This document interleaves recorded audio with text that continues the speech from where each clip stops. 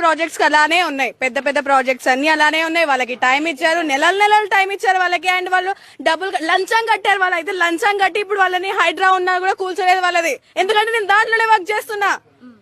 వాళ్ళది కూల్చలేదు, ఎందుకు కూల్చలేదు అడగండి. అసలు ఏంటిది అసలు అర్థం పడదాం లేకుండా అన్ని చేసేసి వెళ్ళిపోయారు. ఒక గంట టైం ఇవ్వడానికి వాళ్ళకి ఏమొచ్చింది?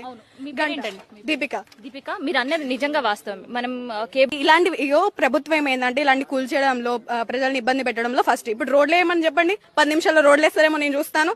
10 నిమిషాలు మాకు టైం ఇవ్వలేదు, 10 నిమిషాల్లో రోడ్ వేయలేదు. 10 నిమిషాల్లో ఏదైనా పింఛన్లు ఇవ్వమని చెప్పండి, ఇస్తారేమో నేను అడుగుతాను. ఒక్కటి కూడా చేత కాదు, అలాంటివి ఏవి చేత కాదు వాళ్ళకి. ఇలాంటివి ఏమన్నా ప్రజల్ని ఏడిపిద్దామా, ఎప్పుడు ఏం చేద్దామా అని వాళ్ళు కనికట్టుకొని కూర్చుంటారు. ఒక గంట అండి, ఎంతో కాదు, ఒక గంట సేపు అడిగాము. 1 అవర్ కూడా టైం ఇవ్వలేదు. అసలు మనుషులేనా? అసలు అనవసరంగా గెలిపించి సచ్చా, నేనే ఓటేసా అడిగిపోయి.